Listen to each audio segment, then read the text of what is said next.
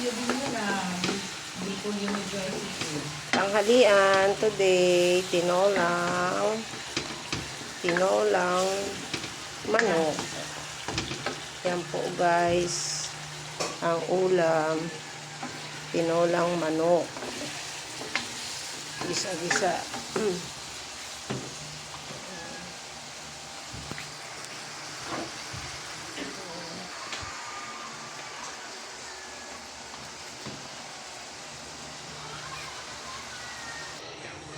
Ayan na nga guys, sinabawan ko na ang tinola. Ayan, tatakpan natin guys para madaling kumulo. Tinakpan na po ng magic kawali. Ito po yung magic na takip. Ayan. Ang aming magic, nasama pa yung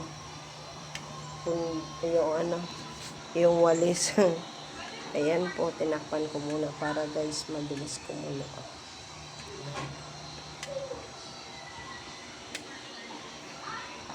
Hintay-hintayin po natin guys ang mga ilang minuto pagkulo, tsaka buksan natin ulit.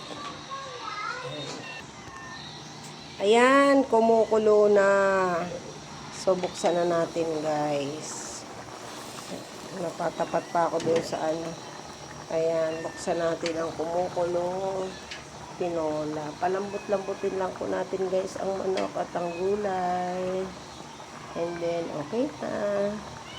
Ayan, wait po natin guys. Tinola guys at saka daing na bangus ang ating i-prepare ngayong lunch. Ayan guys, binabad ko po yan sa suka.